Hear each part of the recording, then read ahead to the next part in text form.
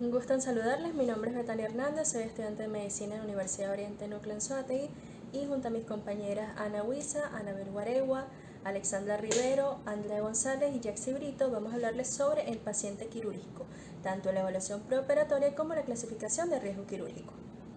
Vamos a empezar definiendo el paciente quirúrgico. Es aquel que va a ser sometido, está siendo sometido o fue sometido a una intervención quirúrgica. Por lo tanto, nuestro paciente pasa a ser quirúrgico desde el momento en el que establecemos hora, fecha y lugar para la realización de una cirugía.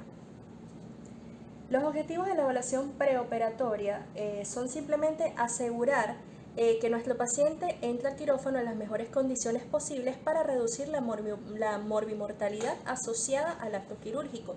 Y por supuesto, de esta van a surgir recomendaciones que nos van a permitir realizar tácticas o medidas para la realización de dicho acto. Los objetivos finales van a ser el establecer un menor riesgo, un mayor beneficio para nuestro paciente y que de esta manera el postoperatorio surja sin ninguna anormalidad. La asistencia al enfermo quirúrgico se va a dividir en 3 periodos: el preoperatorio, que por supuesto transcurre antes del acto quirúrgico, el intraoperatorio en el acto quirúrgico y el postoperatorio, que transcurre luego del acto quirúrgico. La evaluación preoperatoria va a estar orientada a conocer el estatus de salud de nuestro paciente y descartar patologías que puedan afectar el acto quirúrgico. A través de esta vamos a determinar la necesidad de posponer o eliminar la cirugía y por supuesto determinar la morbimortalidad asociada a la misma. Las medidas de estudio y preparación que vamos a adoptar nos van a permitir identificar trastornos existentes, estratificar el nivel de riesgo de nuestro paciente, realizar interconsultas en caso de ser necesarias, tomar medidas adecuadas para el transporte desde y hacia el quirófano o desde el quirófano en caso de necesitar cuidados especiales y optimizar la ecuación costo-beneficio para que nuestro paciente no salga afectado en la parte económica. El periodo preoperatorio va a transcurrir desde el momento en el que nosotros decidimos hacer la operación hasta el comienzo de la misma, que sería la colocación de la anestesia. La duración ideal de un acto de la evaluación preoperatoria es de varias semanas o del periodo preoperatorio para poder tener tiempo suficiente para establecer las medidas necesarias. Sin embargo, hay intervenciones de carácter de urgencia que no van a tener el tiempo que requerimos inicialmente. En cuanto a la cronología, debemos primero informar al paciente sobre la conducta que vamos a adoptar, por supuesto al paciente y sus familiares, y aquí obtenemos el consentimiento del mismo. Vamos a confirmar que el paciente se encuentre en las condiciones adecuadas para soportar la intervención quirúrgica. Tercero, analizamos la medicación del paciente o que recibe el paciente, tanto la que está recibiendo por parte de nosotros o por aquellas que toma por venta libre. 4. Se recogen mediante un correcto interrogatorio los antecedentes médicos y quirúrgicos, así como las respuestas que pudo tener a prácticas anestésicas previas. Quinto, se realizan consultas previas. Y sexto, se planea la estrategia y la táctica quirúrgica a utilizar. Y séptimo, por supuesto, vamos a preparar al paciente para la agresión que significa el someterse al acto quirúrgico. Por lo tanto, las etapas en las que las dividimos son la primera consulta, las consultas subsiguientes en donde vamos a establecer los exámenes necesarios y la preparación del acto quirúrgico. Aunque la evaluación preoperatoria va de la mano del cirujano, podemos necesitar la participación de otros especialistas como podría ser el internista, el cardiólogo, el neumonólogo o el anestesiólogo. Una evaluación adecuada va a incluir exámenes e indagación acerca del peso y talla de nuestro paciente, el estado general y cardiopulmonar, antecedentes hematológicos, la posibilidad de un embarazo, experiencias quirúrgico-anestesias previas, tabaquismo, alcoholismo, etc. Los factores de riesgo del paciente son la condición clínica, la edad, el estado nutricional en el cual se encuentra y las patologías preexistentes o concomitantes.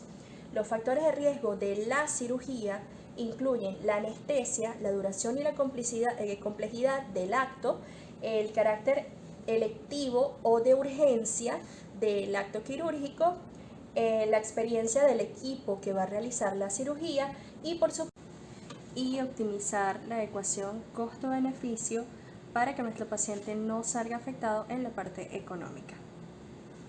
El periodo preoperatorio transcurre desde el momento en el que se decide realizar la cirugía hasta el comienzo de la misma, que sería la aplicación de la anestesia. La duración ideal es de varias semanas para contar con el tiempo suficiente para planificar dicha cirugía. Pero por supuesto vamos a tener algunas intervenciones que son de carácter de urgencia, que surgen al momento y que deben realizarse lo más pronto posible. Cronológicamente, estos son los pasos a seguir. Primero, vamos a informar al paciente sobre la conducta a adoptar, por supuesto al paciente y a sus familiares. Y aquí debemos obtener el consentimiento informado. 2. Vamos a confirmar que el paciente se encuentre en las condiciones necesarias como para soportar la cirugía. 3. Analizamos la medicación que recibe el paciente, tanto las que recetamos como la de venta libre. 4. Mediante el interrogatorio vamos a recoger antecedentes personales y médicos y quirúrgicos, así como la respuesta a prácticas anestésicas previas de nuestro paciente. 5. Se realizan consultas previas.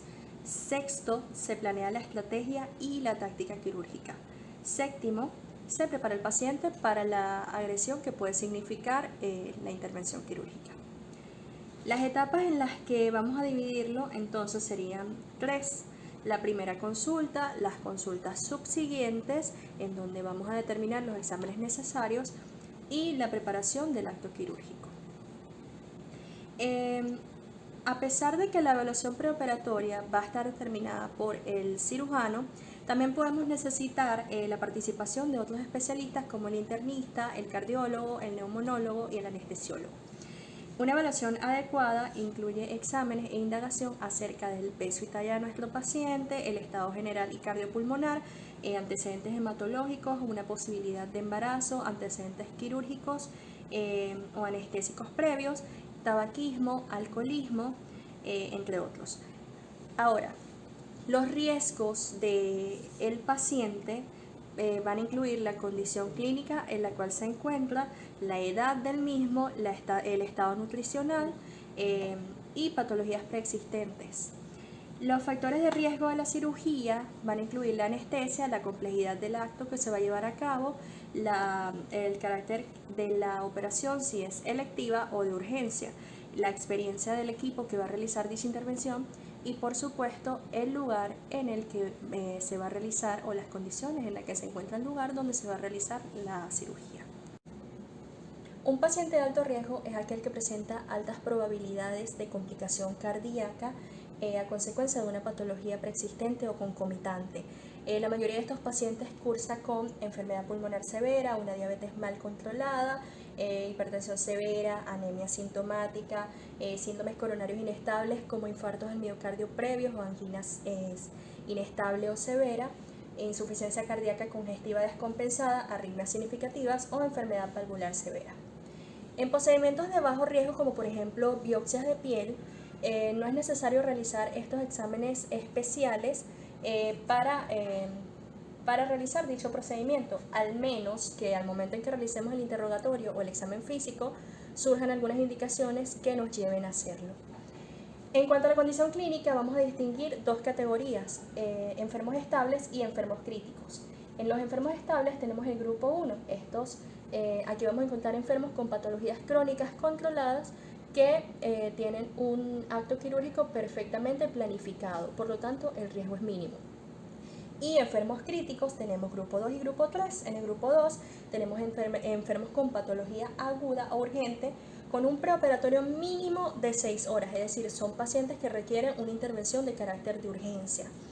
Y en el grupo 3, enfermos con inminente y evidente riesgo de muerte. En el caso de estos pacientes, si no podemos posponer o eliminar el acto quirúrgico, debemos analizar todos los estudios que hemos realizado y realizar dicho acto quirúrgico solo con el objetivo de preservar la vida de dichos pacientes. Buenos días, mi nombre es Andrea González. La tercera etapa del preoperatorio es la preparación para el acto quirúrgico, donde dependiendo del paciente y sus condiciones se pueden presentar riesgos. El riesgo quirúrgico es la probabilidad de que aparezcan resultados adversos a consecuencia de una situación creada por la operación. Los riesgos de una intervención quirúrgica están determinados por el paciente y por la magnitud del procedimiento a realizar. En cuanto al paciente, bien sea su estado general, edad y sus enfermedades concomitantes. La valoración del riesgo quirúrgico viene dada por una evaluación apropiada que incluye exámenes y una indagación acerca del peso y talla del paciente, su estado general y su estado cardiopulmonar, antecedentes hematológicos, hemostasia o anemia, o una historia clínica personal o familiar de estas patologías, posibilidad de un embarazo, experiencias previas, quirúrgicas anestésicas, tabaquismo, alcoholismo y algunos otros según los hallazgos. El tipo de paciente que se va a intervenir quirúrgicamente está catalogado en dos tipos: pacientes estables y pacientes críticos. Los pacientes estables basta con solo contar con controles y laboratorios normales. En cambio, los pacientes críticos donde se presenta el problema, ya que estos pacientes requieren una intervención quirúrgica inmediata. Y a estos pacientes se les debe asegurar su estabilidad hemodinámica, como también su estabilidad en los distintos sistemas y órganos primordiales. En muchas ocasiones, durante la intervención quirúrgica, se tratan de asegurar de que esta estabilidad los ayude a completar la operación. Como ya venimos hablando, el riesgo quirúrgico viene dado por el paciente y también por el procedimiento quirúrgico que se está realizando. El procedimiento quirúrgico se puede estratificar en 4 categorías. La categoría 1 es un riesgo menor, dado por procedimientos no invasivos con mínima pérdida de hemática y mínimo riesgo para el paciente, donde se prevén unas pérdidas hemáticas menores a 250 mililitros, dándose en intervenciones menores que involucren piel, tejido celular subcutáneo, ojo y ganglios linfáticos superficiales, como por ejemplo una biopsia de mama y una cirugía de cataratas. En cuanto a la categoría 2, es un riesgo mediano o moderado, dándose en procedimientos limitados en cuanto a su naturaleza invasiva, usualmente con una pérdida sanguínea mínima o leve y un bajo riesgo para el paciente, donde las pérdidas hemáticas previstas son menores a 500 mililitros. Se da en operaciones donde hay un ingreso limitado al tórax, al abdomen, al cuello o a las extremidades, con objetivos diagnósticos o también terapéuticos, como por ejemplo en una laparoscopía diagnóstica.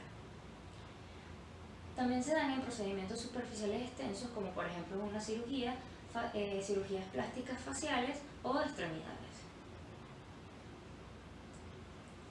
En cuanto a la categoría 3, es un riesgo alto o moderado, dadas en procedimientos invasivos que involucran una pérdida sanguínea limitada o con riesgo moderado para el paciente, donde esta pérdida hemática es hasta 1500 mililitros. Se dan procedimientos donde hay apertura del abdomen, como por ejemplo en una colecistectomía. También dadas en cirugías ortopédicas reconstructivas de cadera, hombros o rodilla, como por ejemplo en un reemplazo de cadera. En cuanto a la categoría 4, es un riesgo severo, que son procedimientos que ponen un riesgo mayor al paciente o que presenten algunas de estas características, que son una estadía previa en la unidad de cuidados intensivos, una pérdida sanguínea prevista mayor a 1500 mililitros, procedimientos cardiotorácicos como por ejemplo una neumonectomía o una cirugía cardíaca, procedimientos mayores de la laringe, una resección de tumores de cabeza y cuello o una cirugía mayor vascular esquelética o neurológica. En estos procedimientos el riesgo de una incidencia entre una muerte cardiovascular y un infarto no letal van a aumentar en un 5%. Después de que haya sido confirmada la intervención quirúrgica, el cirujano, en conjunto con un clínico, un internista o un anestesiólogo, deben catalogar el estado físico del paciente que va a ir a una mesa operatoria. La Sociedad Americana de Anestesiología ha creado una tabla ampliamente utilizada. Esta no permite tomar decisiones anestésicas porque las decisiones indicaciones anestésicas dependen del acto quirúrgico, sino van a valorar el estado físico del paciente. Ella cuenta con 6 categorías. La primera es la ASA 1, que nos dice que es un paciente sano normal. Como por ejemplo, hay una ausencia de una alteración orgánica, fisiológica o psiquiátrica. Y estos excluyen a los pacientes que son más jóvenes. En cuanto a la ASA 2, son pacientes con enfermedades sistémicas leves. No tienen limitaciones funcionales, sino que son pacientes que tienen una enfermedad de base, como por ejemplo hipertensión arterial, diabetes, y estas han sido controladas. En cuanto a la ASA 3, son pacientes con una enfermedad sistémica severa.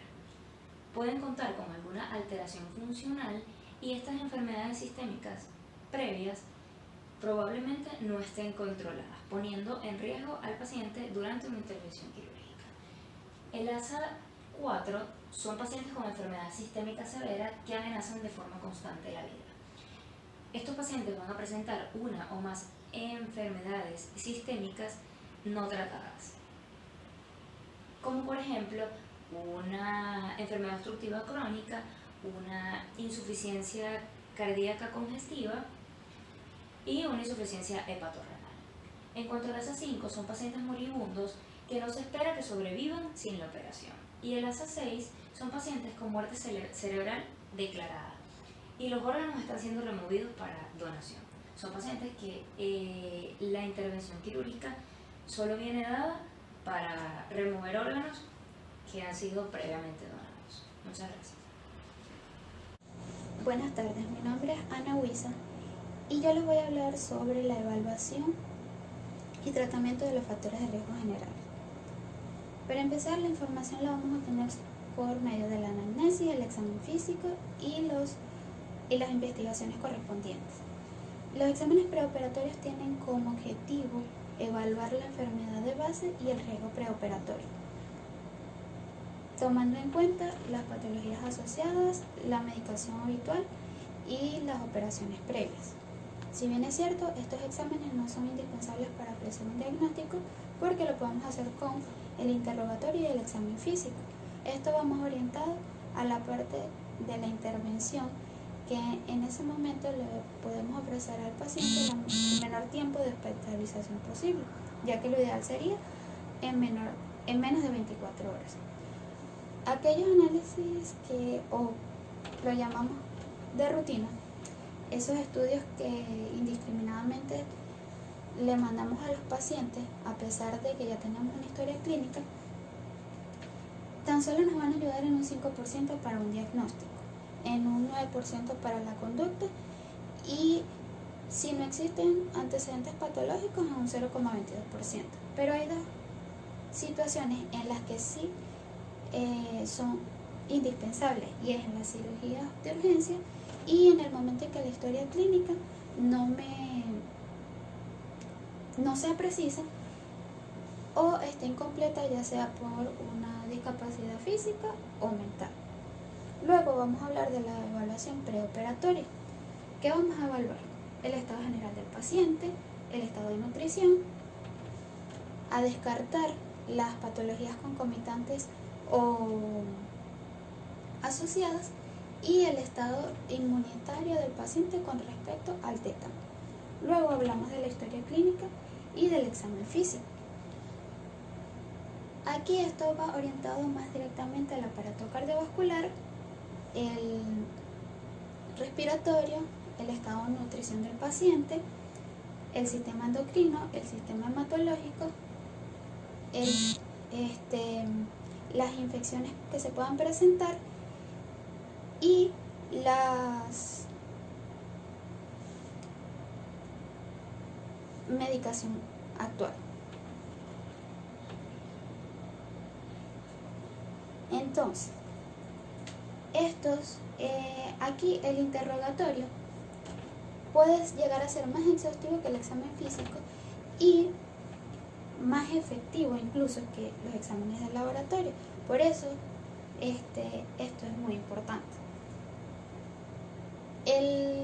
Si llegara a aparecer un trastorno por alguna enfermedad concomitante, que sea diferente a la enfermedad por la que se va a realizar la intervención, o que esa propia enfermedad me esté generando un desequilibrio en el estado general del paciente, hay que hacer una pausa, vamos a regularizar el estado del paciente y una vez que ya esté estable, procedemos a hacer la cirugía. Luego tenemos los factores de riesgo. Empezamos con el aparato cardiovascular. Aquí son bastante bien significativos los factores de riesgo y son bastantes. Entonces voy a mencionar algunos, que entre ellos podemos mencionar antecedentes de angina de pecho, arritmia inestable, estrés sístole ventricular, más de 5 por minuto, insuficiencia cardíaca, insuficiencia mitral o una historia de infarto al miocardio. Un ejemplo que pudiéramos dar es que si existe un soplo, ya tenemos que hacer un examen especializado y luego tendríamos que indicarle al paciente una antibioticoterapia profiláctica preoperatoria. O por ejemplo, en el caso de un fremito o soplo carotidio, se tendría que hacer primero una revascularización y luego sí proceder a la intervención electiva. Luego tenemos el aparato respiratorio, que los factores de riesgo serían los fumadores y cualquier alteración semiológica que presente un paciente del aparato respiratorio, y tendríamos que evaluar su función pulmonar. Esto lo podemos hacer de una manera muy sencilla, y es que le podemos indicar al paciente que suba 1 o 2 pisos de unas escaleras. Luego tenemos el estado de nutrición del paciente. Aquí el paciente si llegara a perder más del 12% de su peso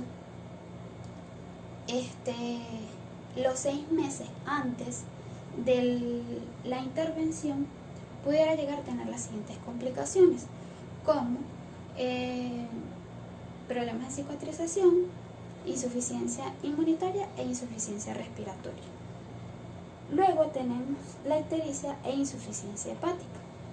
Aquí el 10% de los pacientes con enfermedad hepática avanzada van a requerir una intervención quirúrgica al menos en sus 2 últimos años de vida.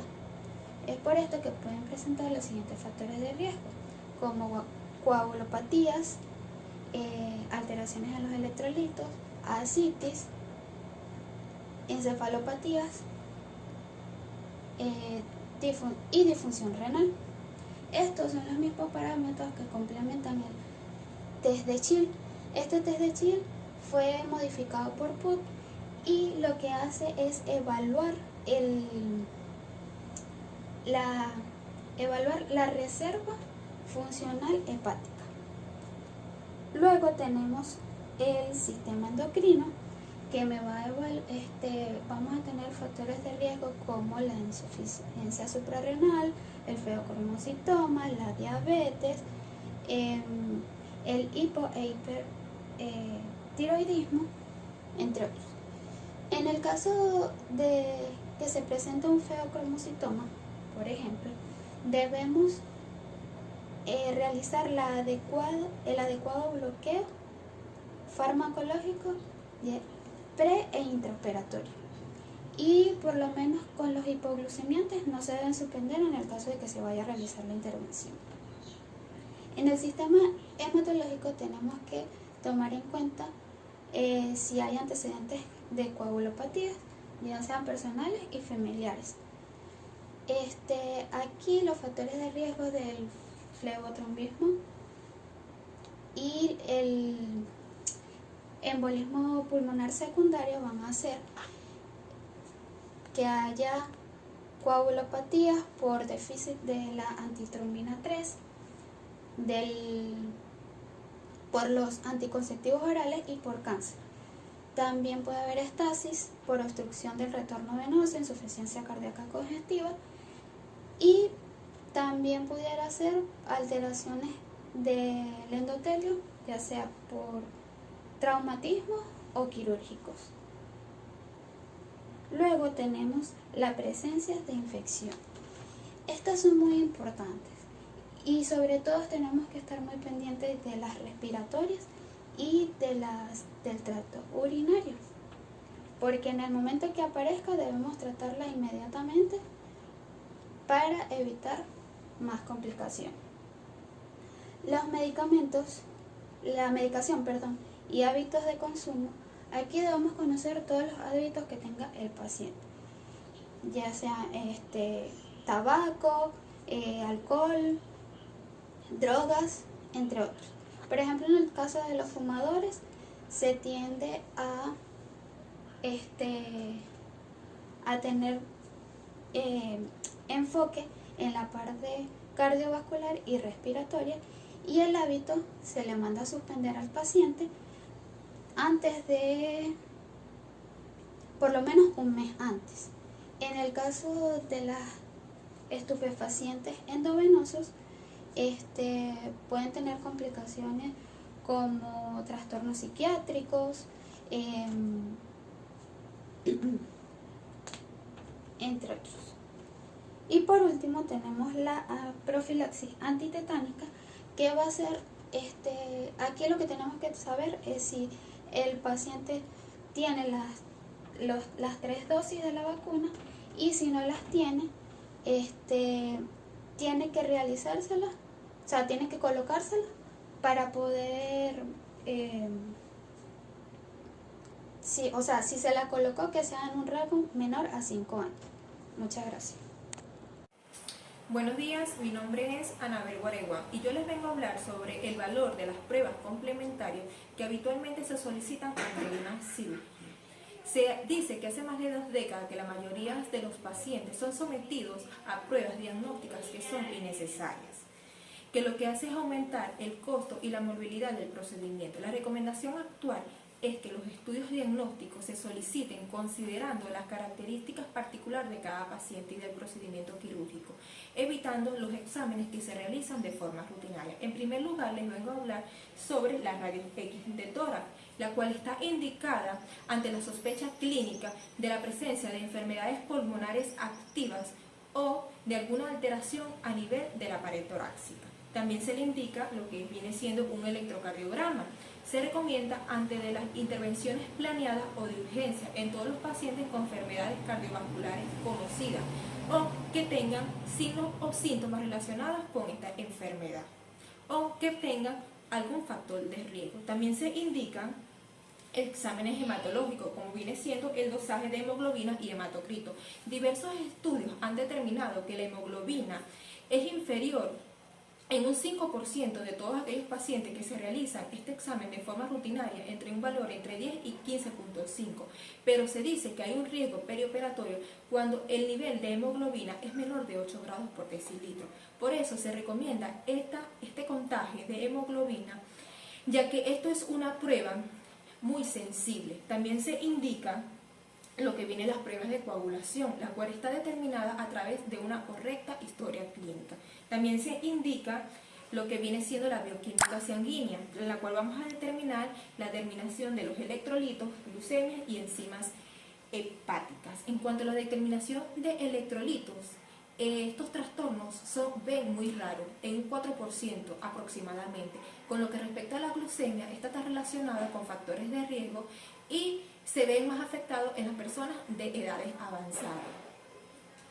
Con lo que respecta a las enzimas hepáticas, por lo general los pacientes que padecen estos trastornos significativos presentan síntomas o signos que se permiten ver a través del interrogatorio y la semiología. También se indica lo que es la uremia y la creatinemia.